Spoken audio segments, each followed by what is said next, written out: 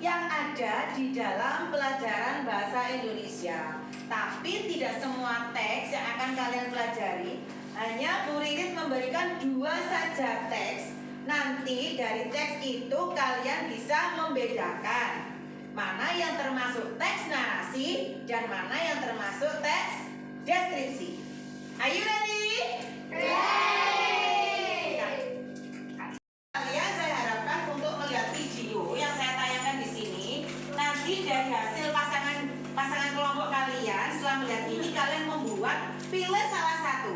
Video ini bisa dibuat sebagai teks narasi atau dibuat sebagai teks deskripsi. Pilih salah satu dari situ. Nanti setelah kalian buat, 2 orang satu saja ya, satu teks.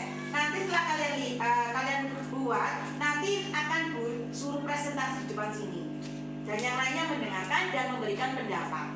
Oke, bisa kita mulai? Bisa. Tolong diamati ya. Are you ready? Ready. Are you understand? Yes. Mengantuk. Hai. Silakan dilihat.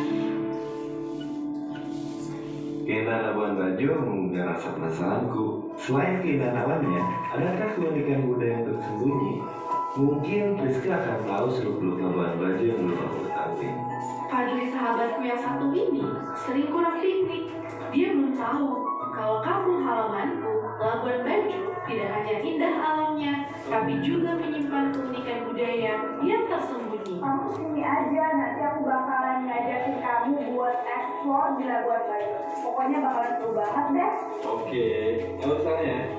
Setelah perjalanan panjang, Fadli akhirnya tiba di tanah kelahirannya, yaitu Labuan Bajo. Kami bersiap untuk menjelajahi keajaiban Labuan Bajo yang luar biasa.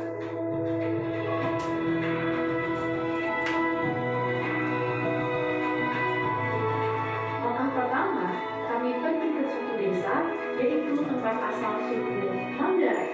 Selamat datang di Desa Wairebo. Mau aku tunjukin hal yang menarik di Wairebo nggak? Suku ini memiliki rumah adat yang terkenal yang disebut dengan rumah adat Barunia, yang merupakan simbol perlindungan dan persatuan antar rakyat Wairebo. Selain itu, suku Manggarai memiliki tradisi bertani yang kuat. Para wanita Manggarai terbiasa untuk menumbuk biji kopi dengan alat bernama lumpang dan alut. Suku Manggarai juga terkenal dengan kopi lokalnya. Kopi ini hanya ada di Flores. Teknik pengolahannya masih tradisional dan syarat akan cerita, kopi ini tidak hanya menggugah selera, tapi juga menghangatkan.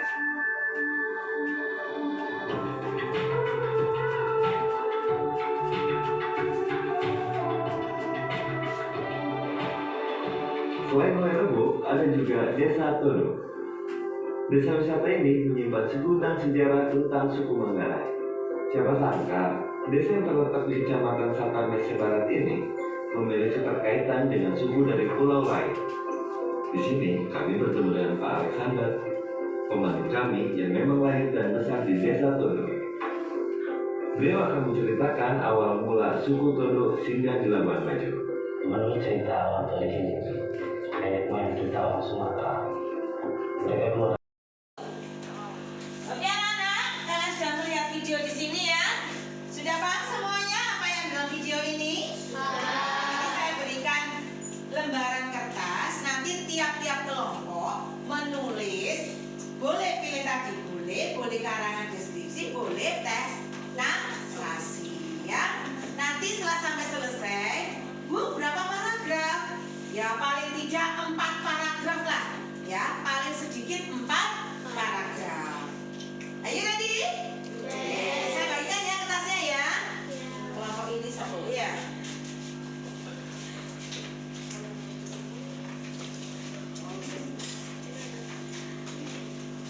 Kalian boleh berkelompok dengan kelompoknya masing-masing ya. Yang sudah kita bentuk tadi.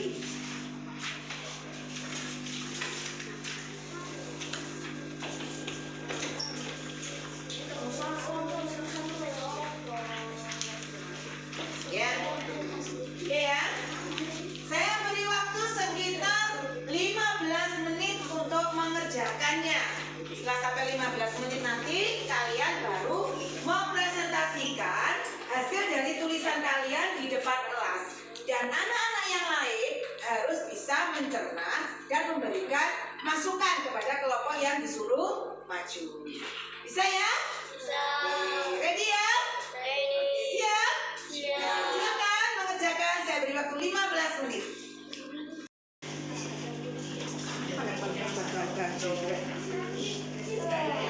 Daerah mana?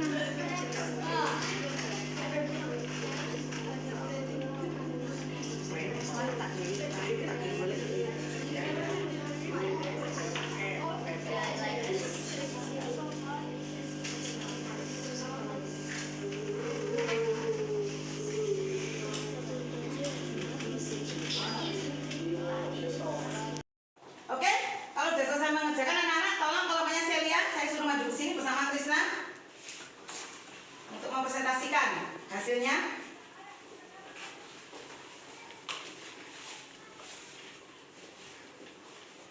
Teks narasi tentang negeri sejuta pesona Labuan Bajo. Matahari mulai tenggelam di ufuk barat, memandikan langit Labuan Bajo dengan samburan jingga yang memegang. Angin laut berembus pelan membawa aroma asin dan khas. Di kejauhan perahu-perahu pinisi tampak mengapung tenang, seolah enggan meninggalkan lukisan senja yang menawan itu. Aku berdiri di sini, di salah satu sudut surga kecil di Indonesia Timur, Labuan Bajo. Perjalanan menuju tempat ini tak mudah, namun setiap rasa lelah terbayar lunas saat kaki menginjak dermaga kayu yang hangat oleh sinar matahari. Aku masih ingat detik-detik mengingatkan saat melihat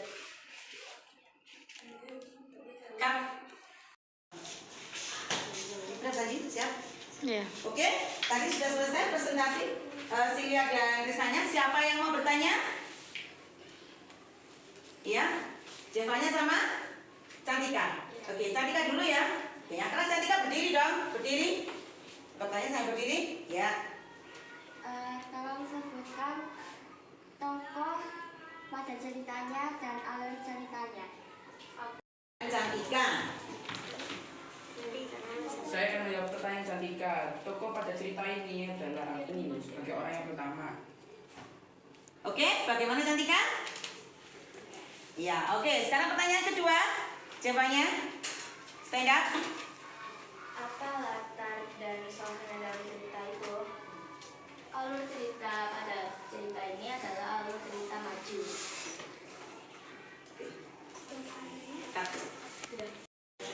Untuk tampilan kedua dari kelompoknya Nadia. Ya, silakan. Tolong juga disimak nanti siapa yang mau memberikan pertanyaan.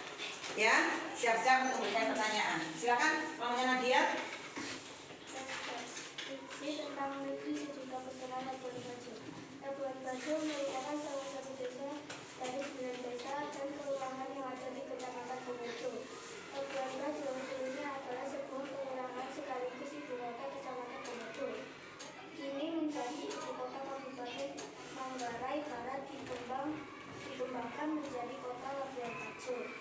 Nama Labuan Bajo terdiri dari dua kata yaitu Labuan artinya tempat berlabuh dan Bajo diambil dari nama suku Bajo dari Sulawesi. Oke, tadi Nadia sudah mempresentasikan hasil dari membuat tes deskripsinya berdasarkan Naswa. Siapa yang kira-kira mau bertanya, anak-anak? Saya. Iya, Jona ya. Ya, silakan berdiri Jona, sepeda. Apa saja yang dideskripsikan pada teks deskripsi itu? Ya, Saya akan menjawab pertanyaan Yona. Benar pemandangan dan wisata. Jadi yang disebutkan adalah pemandangan dan wisata yang ada di Labuan Bajo. Begitu ya Nanda ya? Nah, pertanyaan kedua, siapa? Saya. Taufik, oke ya, stand up Taufik. Ada berapa desa dalam Labuan Bajo? Saya akan menjawab pertanyaan dari Taufik. Di Labuan Bajo ada 9 desa. 9 desa di antara Labuan Bajo tadi. Ya, ada beberapa kelurahan juga ya di situ ya. Oke, terima kasih teguhan plus untuk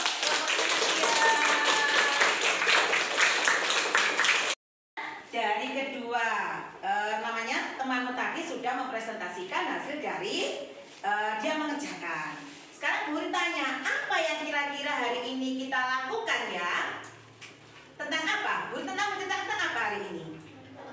Tentang karangan, narasi dan teks deskripsi. Berarti dalam teks deskripsi tadi yang ditanyakan sama temanmu, ada apa saja tadi yang ditanyakan tadi temanmu? Latar, terus tokoh, ya, alur. Berarti itu masuk dalam apa itu ya?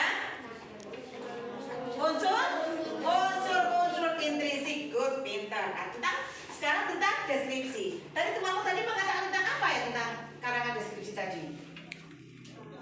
Tentang bagaimana ya, bagaimana keadaannya di sana. Jadi tentang deskripsi itu adalah nanti pada teks deskripsi sendiri anak-anak akan melihat bagaimana pemandangan alam itu, di mana pemandangan alam itu berada, bagaimana suasananya, seperti itu ya. Jadi seakan-akan pembaca merasakan sendiri apa yang ada di dalam bacaan atau cerita itu. Oke anak-anak, paham semua? Ada pertanyaan lagi? Oke, untuk besoknya kita akan beralih ke materi yang lain, yaitu tentang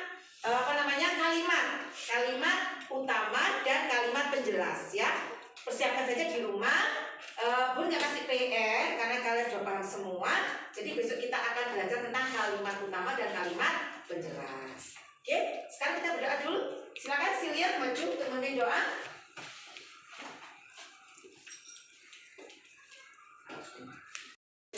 We pray together. In the name of God, the most gracious and the most merciful, thanks for giving us such food for studying today. I hope you always with me on the way. Thank you, Amin.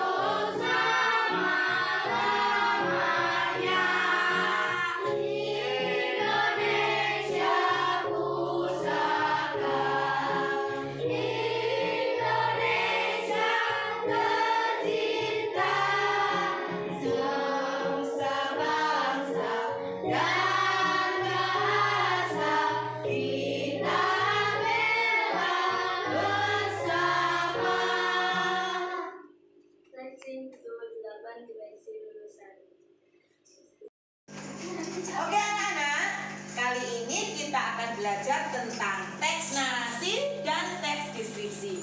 Tujuannya adalah kalian nanti bisa membuat salah satu dari teks narasi atau teks deskripsi ini. Nanti Bu Rin akan memberikan satu video yang akan kalian lihat bersama-sama. Tetapi sebelumnya Bun akan membagi kelompok dari kalian semua menjadi satu kelompok itu 2 orang. Jadi berpasangan. Nanti tidak tahu siapa yang di kelompoknya. Nanti caranya adalah anak-anak memilih dari nomor yang sudah disiapkan sama Bu Ririn. Misalkan ada nomor 1 berkumpul dengan nomor 1, nomor 2 berkumpul dengan nomor 2. Paham? Kita buat kelompok dulu ya. Oke Nana, sekarang perhatikan semua ke slide ini. Kita akan membahas tentang pertama kali adalah teks narasi. Teks narasi itu adalah teks yang mencerminkan adanya alur cerita. Alur cerita mulai dari awal, ada teks secara kronologis berdasarkan waktu. Jadi ada waktu sekarang, ada waktu masa lalu, dan ada waktu masa depan. Nah, struktur teks ini memiliki struktur yang pertama adalah orientasi. Di mana pada orientasi ini, bagian awal cerita memperkenalkan tokoh, latar tempat, waktu, serta situasi dan keadaan. Kemudian untuk adanya komplikasi. Nah, komplikasi ini di sini adanya konflik pada cerita itu yang membuat alur menjadi semakin menarik. Dan bagian yang keempat adalah namanya resolusi. Nah, resolusi ini merupakan pemecahan masalah dari konflik ini. Ada konflik, ada masalah diselesaikan pada bagian resolusi. Dan bagian terakhir adalah orientasi atau koda. Ini adalah bagian penutup yang berisi pesan moral atau kesimpulan yang tidak wajib. Kita lanjutkan ya. Kita mau kasih beberapa contoh teks narasi. Di antaranya di sini ada contoh teks narasi singkat yang berjudul Hari Bebas Sampah. Nah, ini di sini hanya dua paragraf dari paragraf ini.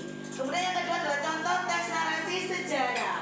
Sejarah di sini judulnya tentang sejarah angklung. Jadi ceritanya adalah angklung itu merupakan alat tradisional mana, kemudian terbuat dari apa, digunakan pada zaman apa, kemudian digunakan juga untuk apa. Jangan misalkan untuk berperang, memberi semangat para prajurit yang berperang, seperti itu.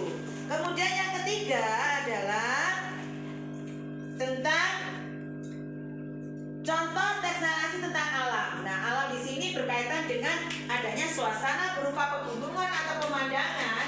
Di sini menceritakan bagaimana seseorang itu bisa atau istilahnya tamasyalah ke beberapa pegunungan yang dijadikan sebagai cerita. Kemudian yang keempat adalah teks narasi fiksi. Nah, kalau fiksi ini berarti tidak nyata, bukan kejadian biasa.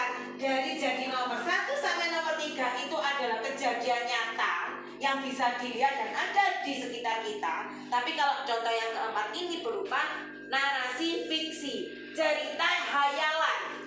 Contohnya Sang Penjaga Waktu. Oh, ya artinya Sang Penjaga Waktu itu. Nah, di sini ada berupa cerita. Nah, di sini nanti ada yang namanya alurnya, ada waktunya kapan cerita itu mulai, di mana cerita itu dilaksanakan dan sebagainya yang berkaitan dengan unsur intrinsik nanti kaitannya. Ya, ada 7 unsur intrinsik itu.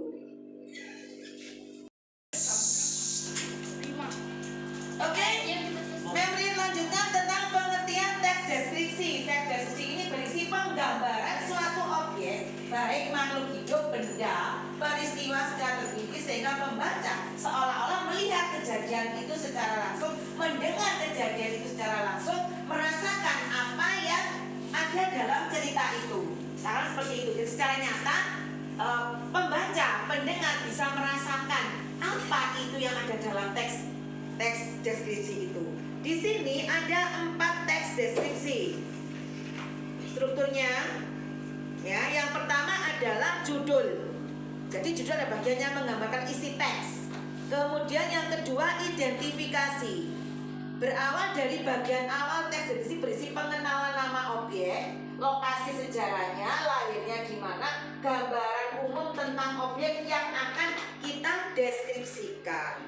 Kemudian yang ketiga adalah bagian deskripsi bagian. Nah, kalau deskripsi bagian ini, penulis itu harus bisa menggambarkan objek itu bisa dilihat, ya, bisa didengar, bisa dirasakan oleh orang yang membaca cerita itu. Seakan-akan kamu membaca mau pergi ke pemandangan alam, puncak gunung, bagaimana puncak gunungnya itu, serem apa tidak, tinggi apa tidak, seperti itu. Jadi kamu bisa merasakan seperti itu. Baru di dalamnya ada simpulan atau kesan. Nah, di sini ada beberapa contoh teks deskripsi. Di antaranya adalah tentang keindahan alam yang sudah saya katakan tadi. Bagaimana pembaca bisa melihat pemandangan alam itu seakan-akan dia bisa melihat pemandangan alam secara langsung. Dia seakan pergi ke sana. Oh iya, aku ke pantai melasti ungasan. Oh, di sana itu di Bali bagus sekali. Padahal kalian hanya membaca sebuah cerita seperti itu. Kemudian yang kedua adalah tentang deskripsi tentang hewan. Nah, kalian bisa mendeskripsikan hewan kucing. Bagaimana bentuknya kucing? Punya kumis, bergigi panjang atau runcing. Yang ketiga adalah deskripsi tentang seseorang. Contoh, Nadia saya letakkan di sini. Plot Nadia begini Nadia. Kamu bisa mendeskripsikan bagaimana wajahnya Nadia, kulitnya Nadia bagaimana, bentuk rambutnya Nadia bagaimana, apa yang digunakan Nadia pada saat ini, baju yang dipakainya, dan sebagainya yang berkisah tentang Nadia sebagai orang.